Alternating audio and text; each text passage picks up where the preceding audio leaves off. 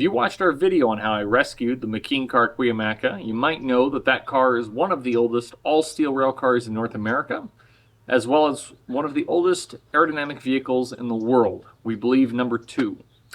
So this car behind me are both those things, all steel as well as aerodynamic. And this car was built 1 year later, 1909, for the Southern Pacific, and was actually built for that model of car. McKeen had made a mistake. He had built a 55-foot car that could haul 75 passengers, but if you had a steamer trunk with you, it was not fitting in the 25-inch wide doorway at the center of the car. So McKeen designed and built for the sale to Southern Pacific, Union Pacific, and the Chicago Great Western the construction of these trailer cars to haul behind a motor car with no baggage section. And though my car never hauled one of these cars, it is the correct model of car to have received one of these trailer cars. And as such, this car was again built for Southern Pacific. It was number T-16, which would be the third to last car built, trailer car built for the Southern Pacific. This is the last surviving Southern Pacific McKeen car of any kind. None of the motor cars survive. One trailer car survives. It sits behind me now. And when this car actually came down here and was reunited with a motor car, I believe it was the first time since the 1940s a McKeen trailer and a McKeen motor car had been together. The proper pair. But the story of how we got this car is kind of interesting. So I thought I'd share that with you. We had been told that this car was available to us because the current owners wanted to get rid of it, wanted it off the property so they could develop the property. They were respectful of its heritage and history, and so then the job was, how was I going to do that? So between 3 of my friends and I, and some fundraising, which happened very quickly, we were able to raise $4,500 in a matter of about 4 days towards the rescue of this car. The final cost, realized cost, after the acquisition was a bit more at about $7,100, of which you can help cover if you'd like. We have a GoFundMe for this car specifically. That'll be in the description below. But we had tried to rescue this car twice before, and the first time it was because we didn't have insurance and we needed it, that it wasn't going to work out on that date that we had set. And then the second time we tried to make our trip up there to rescue the car, we were told that it wasn't going to work out until the nonprofit organization that owned the property had their federal funding in place as a result of the possibility that moving this car would be considered an environmental impact on the property and disturb their funding. So that limited us to 10 days between their acquisition of the federal funding and the first day the general contractor was on site to demo the whole property. We had 10 days from February 1st to February 10th to rescue this car. We left Southern California, I believe on the 3rd.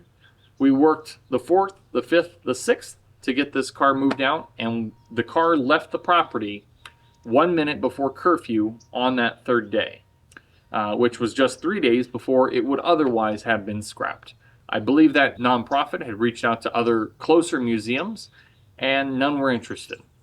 So we were the ones, between Taylor McCready, Christian Valdez, my fiance, and myself, we were the 4 people that worked the majority of the time, the first and second day, getting this car up off the ground, cutting the steel stakes away, getting it fully free from the concrete foundation which was poured to the inside of the skin. And then on the second day, we built an entire framework in the car to reinforce the car for the move. The 3rd day was a bit more interesting. We had our truck driver, Pete, arrive with his vintage Forestry Service truck and his front loader. His front loader is about 36,000 pounds, and him and I are both used to dirt and sand. In St. Helena, they have soil. And because it had been raining, and it was quite a bit of rain before and then also thereafter, it was a big rainstorm that had wiped through right when we had to save this car. The ground was wet, and he backed up into a part of the driveway where cars normally parked, and there was no pea gravel, and it was mostly soil. The back end of his front loader sunk 4 feet in the ground. And that was at about 10:40, 11 o'clock on the final day we were there. So a small little snafu. We called a tow truck company to come out, semi-tow truck, so a big 4-axle rig. And it took them a while to get there, about an hour or so, hour and a half. And they pulled out the front loader in about 15, 20 minutes. Pretty quick. And so we were on our way. At about 1 o'clock, we were able to get the front loader to put its forks over the trailer car. We ran straps all the way around it. The framework, the wood framework we had built, reinforcing the bottom of the car. And we were able to lift the car, shimmy it out of the corner of the property where it was butted up against the fence, 2 fences. And we were able to rotate the car, get it in line with the driveway, lift it up about 5 feet in the air, and back the semi-truck underneath it perfectly. We set the car down. The framework worked perfectly on the frame of the trailer. We threw many straps lengthwise, widthwise, over the top, around the frame, etc. Got it all perfectly shimmied into place, nice and centered. And this car, the trailer car, left the property 1 minute before curfew on the 3rd day. It was perfect. And Pete left with the trailer on his flatbed, perfectly timed. We had made a small mess that day with the mud that was on the front loader getting into the street, so we stayed an extra day, cleaned up the street, cleaned up the property, filled in the hole that we had made. And because we'd finished cleaning up about 1 o'clock, we got to reward ourselves by going to the Sacramento Road Museum, the California State Road Museum.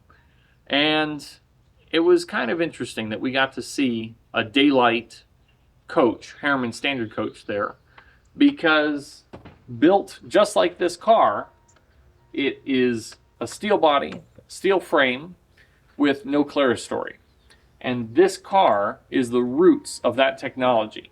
McKeen was on the board setting the Harriman Common Standard, of which was used for the daylight and numerous other trains. McKeen was the one who influenced them to adopt his designs, his research for the Harriman Standard.